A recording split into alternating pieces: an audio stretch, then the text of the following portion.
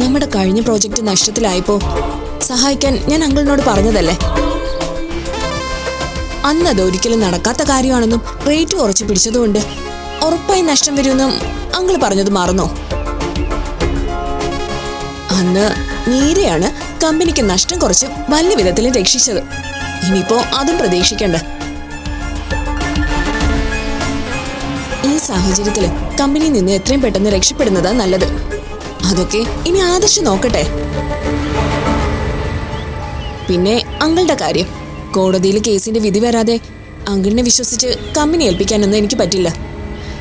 അങ്കിളുടെ കാര്യത്തില് വക്കീൽ അത്ര കോൺഫിഡന്റ് ഒന്നും അല്ല.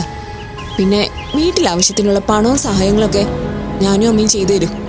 അതിനൊരു മുടക്കവും ഉണ്ടാവില്ല. എന്തായാലും കേസിന്റെ കാര്യം കഴിയട്ടെ.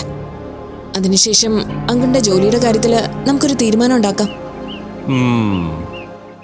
നീ എന്നെ നൈസായിട്ടങ്ങ് ഒഴിവാക്കുകയാണല്ലേ? ഇതൊന്നും ഇവിടെ കൊണ്ട് തീരില്ല ഭീ. ഞാൻ വിചാരിച്ചാലും പലതും നടക്കുന്നു, നീ മനസ്സിലാക്കിക്കോ. അങ്കിളെ, വെറുതെ ഉടക്കാൻ നിൽക്കണ്ട. അങ്കിൾ ഇപ്പൊ ഇവിടെ ജാമ്യത്തിൽ നിൽക്കുന്നത് പോലും എന്റെ ഔദാര്യമാണ്, അത് മറക്കണ്ട. എനിക്ക് മറവിയൊന്നുമില്ല. പക്ഷേ സൗകര്യം അനുസരിച്ച് എല്ലാം മറക്കുന്നതും മാറ്റുന്നതും അത്ര നല്ലതിനല്ല.